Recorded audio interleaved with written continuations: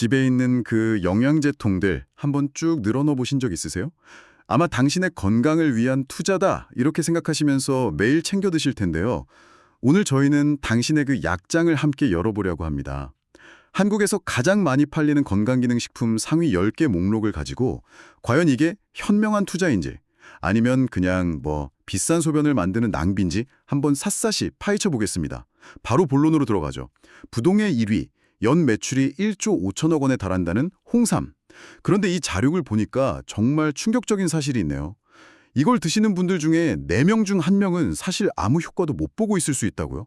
비싼 돈 주고 샀는데 이게 대체 무슨 말이죠? 네, 그게 사실입니다. 그런데 이게 홍삼 제품 자체에 문제가 있어서라기보다는요, 드시는 분의 장 환경 때문이라는 게 핵심이에요. 아, 장 환경이요? 네, 홍삼의 힘은 진세노사이드라는 성분에서 나오는데 이게 우리 몸에 흡수되려면 특정 장내 미생물이 이걸 잘게 쪼개줘야 하거든요.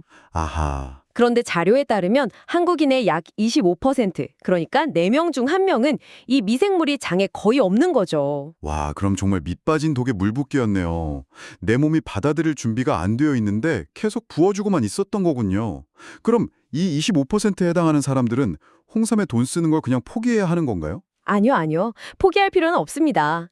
다행히 해결책이 있거든요. 여기서 기억해야 할 키워드가 바로 발효입니다. 발효요? 네, 일반 홍삼 대신 발효 홍삼을 선택하시면 돼요.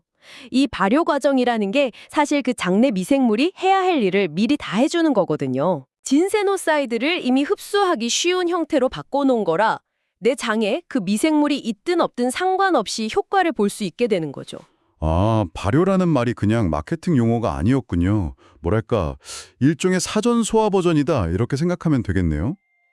그럼 제품 고를 때 발효, 이 딱지만 확인하면 되는 건가요? 아니면 더 봐야 할 게 있나요? 좋은 질문입니다. 발효를 확인하는 게 첫 번째 단계고요. 두 번째는 성분 함량을 보셔야 합니다. 보통 제품 뒷면에 진세노사이드, RG1, RB1, RG3의 합 이러도 표시되어 있는데 이 수치가 높은 제품일수록 기능성이 확실하다고 볼 수 있습니다. 알겠습니다. 홍삼은 발효와 진세노사이드 함량, 이 두 가지를 기억해야겠네요. 자, 장내 환경 얘기가 나온 김에 자연스럽게 2위인 프로바이오틱스로 넘어가 보죠. 이것도 정말 제품이 너무 많아서 뭘 골라야 할지 모르겠더라고요. 맞아요. 프로바이오틱스 시장은 정말 전쟁터 같죠? 여기서 소비자를 현혹하는 가장 큰 함정이 투입균 수와 보장균 수의 차이입니다. 투입균 수랑 보장균 수요? 네. 광고에서는 1000억 마리 투입 이렇게 외치는데 이건 공장에서 제품을 만들 때 그만큼 넣었다는 뜻일 뿐이에요. 유통 과정을 거치고 또 당신의 위산을 통과해서 장까지 살아남는 균은 훨씬 적을 수 있거든요. 잠깐만요. 그럼 제가 광고에서 봤던 그 어마어마한 숫자들은 실제 제장에 도착하는 군사의 수가 아닐 수도 있다는 거네요. 이거 정말 중요한 포인트인데요. 바로 그거죠. 그래서 우리가 확인해야 할 건 투입 견수가 아니라 보장 견수, 즉 CFU입니다. 유통기한까지 이만큼의 균이 살아있음을 보장한다는 의미니까요. 아하.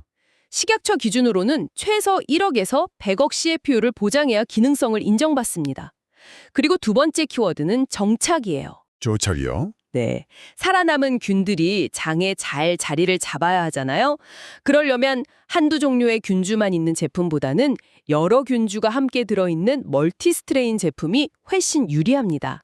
서로 도우면서 더 잘 정착하거든요. 아, 정리해보면 프로바이오틱스는 출발하는 군인수, 즉 투입균수가 아니라 살아서 도착하는 정예부대수, 보장균수를 봐야 하고 이왕이면 다양한 병과가 섞인 부대, 멀티스트레인이 좋다는 거군요.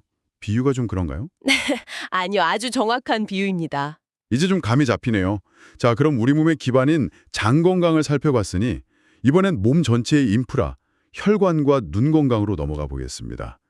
판매 순위 5위인 오메가3와 6위인 루테인이네요. 네, 많은 분들이 오메가3를 그냥 피를 맑게 해주는 영양제 정도로 알고 계세요.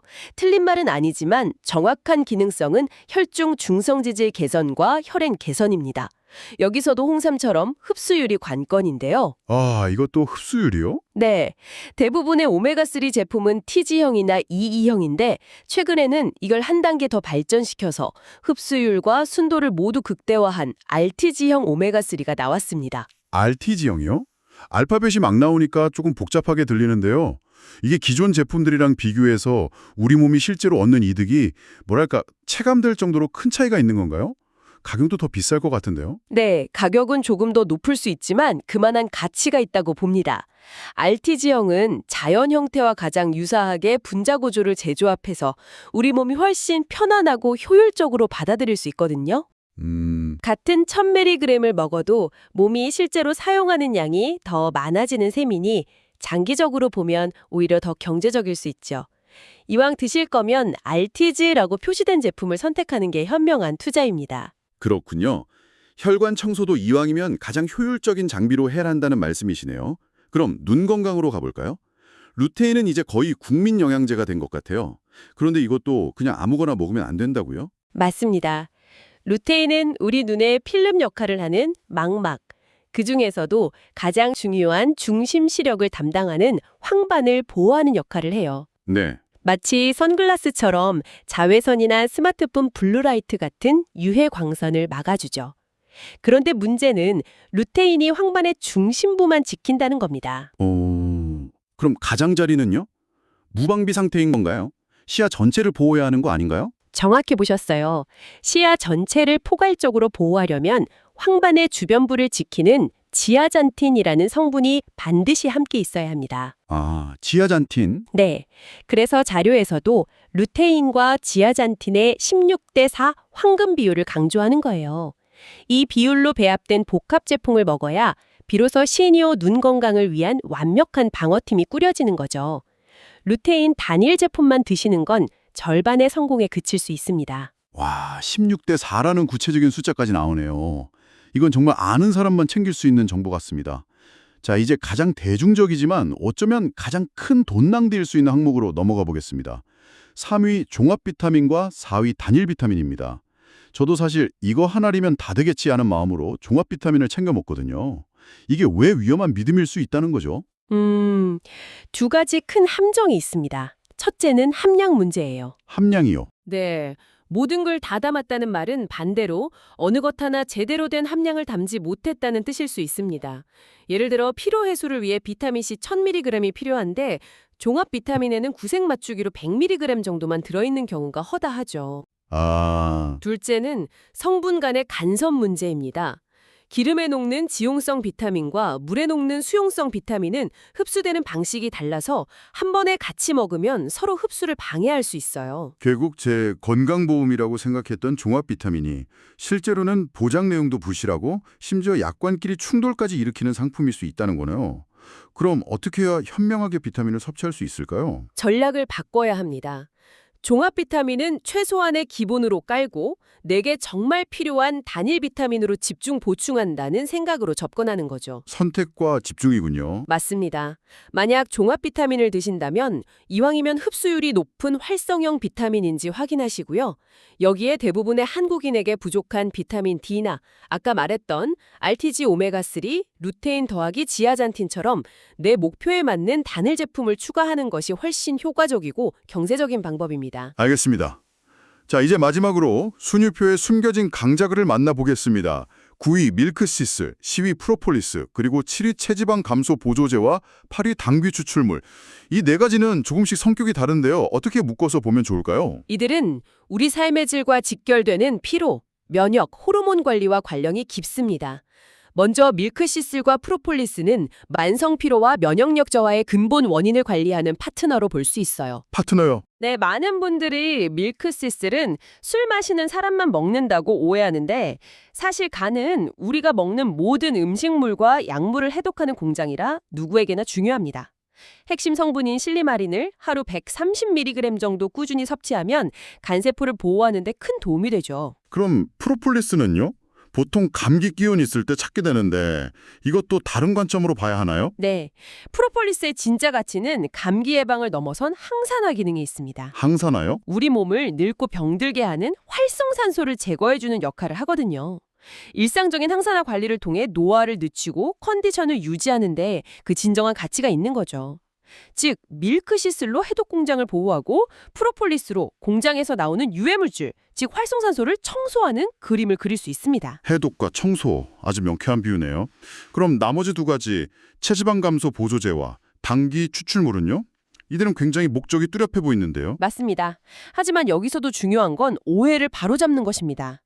7위 체지방 감소 보조제는 절대 살 빼주는 약이 아닙니다. 아, 약이 아니군요. 네, 운동과 식단 조절을 할 때 우리 몸이 체지방을 덜 쌓이게 도와주는 보조 역할을 할 뿐이에요. 이걸 먹는다고 해서 마음껏 먹어도 된다는 면제부가 아니라는 점을 꼭 기억해야 합니다. 그리고 8위 당귀 추출물은 조금 생소한데요. 이건 보통 단일 제품으로 나와 있기보다는 갱년기 여성 건강에 도움을 줄 수 있음이라는 기능성을 인정받은 복합 제품 속에 핵심 원료로 들어있는 경우가 많습니다. 아, 그래서 제가 잘 몰랐군요. 네. 그래서 소비자들이 당귀라는 이름보다는 여성 갱년기 영양제로 인지하고 구매하는 거죠. 여기서 얻을 교훈은 제품 이름이나 특정 성분만 보지 말고 식약처가 인정한 기능성 내용이 무엇인지 확인하는 지혜가 필요하다는 겁니다. 홍삼원어 시작해서 당귀까지 오늘 정말 상위 10개 제품의 속사정을 제대로 들여다본 것 같습니다. 가장 큰 교훈은 남들이 좋다고 해서 광고를 많이 한다고 해서 무작정 따라 사는 시대는 이제 끝났다는 거네요.